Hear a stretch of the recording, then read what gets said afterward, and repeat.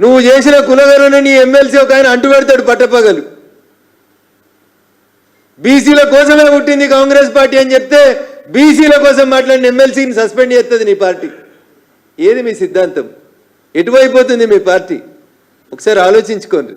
అందుకని మీకు పాలన చేత కాకపోతే మీ ఢిల్లీ హైకమాండ్ తీసేస్తుందా, మీరు దిగిపోతారా, మీరు ఆలోచించుకోండి.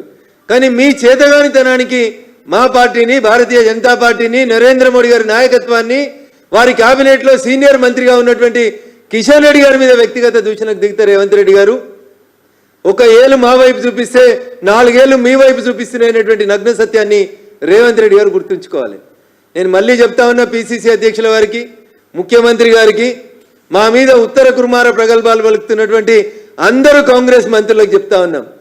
మీ 14 నెలల పాలన మీద, మీరు చేసిన పనుల మీద, మీ 14 నెలలలో మేము ఇచ్చిన పైసల మీద మేము చర్చించడానికి సిద్ధంగా ఉన్నాం.